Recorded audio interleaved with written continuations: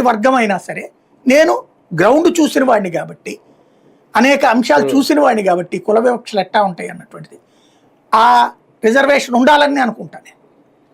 నా తరం నష్టపోయిందా, నా తండ్రి తరం నష్టపోయిందా, నా తాత తరం నష్టపోయిందా, నా భవిష్యత్తులో బిడ్డల తరం నష్టపోయిందా అంటే వాళ్ళు దశాబ్దాల తరబడి కాదు శతాబ్దాల తరబడి అలాంటి నష్టపోయారు కాబట్టి ఇప్పుడు వాళ్ళు మనతో సమానంగా కాదు ఉన్నత స్థితికి ఎదగాలి ఇంకా అన్నటువంటి దానికి నేను కూడా అంగీకరిస్తా.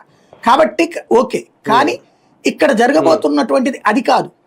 అలా ఎదగడానికి కావలసినటువంటిది ప్రతిభలో కూడా వాళ్ళని పోటీ పడమని చెప్పాలా, వాళ్ళకి రిజర్వేషన్ ఇద్దాం, పైగా ప్రతిభలో కూడా వాళ్ళని పోటీ పడమందాం. అలా కాకుండా దీని వేరు దాని వేరు కాకుండా మొత్తం లిమిట్ తీస్తానన్నటువంటి కాంగ్రెస్ పార్టీ ఎందుకు 77 ఏళ్లలో అలాంటి కులగానం చేయలే? ఈ మౌలిక స్వరూపం, రాజ్యాంగ మౌలిక స్వరూపంలోనే 50% లిమిట్ దాటడానికి వీల్లేదని రాజ్యాంగ ధర్మాసనమే తీర్పిచ్చింది.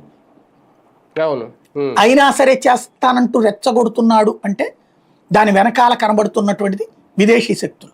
సరే, విదేశీ శక్తులకి అవకాశం ఇవ్వడం కంటే అదేదో మనమే బాధ్యతాయుతంగా చేద్దాం అన్నటువంటిది ఇప్పుడు నరేంద్ర మోడీ ప్రభుత్వం చేస్తున్న సంకల్పం. ఇందులో ఇంకొక లాజిక్ కూడా ఉంది. ఇప్పుడు రేవంత్ గారి వాళ్ళు ఒక సుదీర్ఘమైనటువంటి ప్రెస్ మీట్ పెట్టి నా వల్లనే ఇదంతా జరిగిపోయిందని చెప్తున్నారు.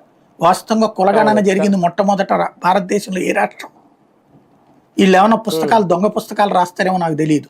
బీహార్ రాష్ట్రం ఫస్ట్ కులగణన చేసి నితీష్ కుమార్ చేసింది కులగణన. కానీ దానివల్ల ఏమన్నా అయ్యింది అక్కడ మార్పు?